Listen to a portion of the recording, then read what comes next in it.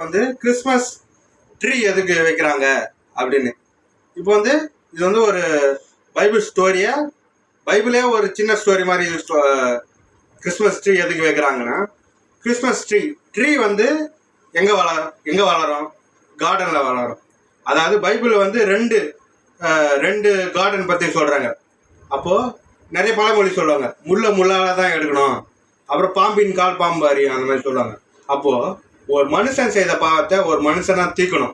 First garden பற்றி நம்ம பார்க்கலாம். ஃபஸ்ட்டு கார்டன் வந்து நம்ம கார்டன் ஆஃப் ஈடன், ஏதேன் தோட்டத்தில் ஆதம் ஏவாள் 2 பேர் இருந்தாங்க. அப்போ வந்து தேவன் வந்து எந்த மரத்துலேருந்து சாப்பிடக்கூடாது அப்படி சொன்ன கனியை அவங்க சாப்பிட்டாங்க. அதனால் மனுக்குலமே பாவத்தில் வந்துச்சு. ஆதம் வந்து அந்த விருட்சத்தின் மரத்தின் கனியை சாப்பிட்டார். அதனால மனுக்குலமே பாவமாயிடுச்சு. இது வந்து எங்க ஏதேன் தோட்டத்தில் கார்டன் ஆஃப் ஈடன் அப்படி சொல்லுவாங்க. ஒரு மரத்துலேருந்து பழத்தை சாப்பிட்டார். அதனால சாப்பிடக்கூடாது அப்படின்னு சொன்ன பழத்தை அவர் சாப்பிட்டதுனால பாவம் உண்டாயிடுச்சு. செகண்ட் நம்ம பார்க்க போகிறது 2வது த கார்டன் ஆஃப் கெத்செமனி. இயேசு வந்து சிலுவையில் அறைந்த அந்த இடம். அப்போது வந்து அங்கே ஆதாம் இருந்தார். இங்கே வந்து செகண்ட் ஆடமாகிய ஜீசஸ் கிரைஸ்ட் இருக்கிறார். த கார்டன் ஆஃப் கெத்செமனி தோட்டம்.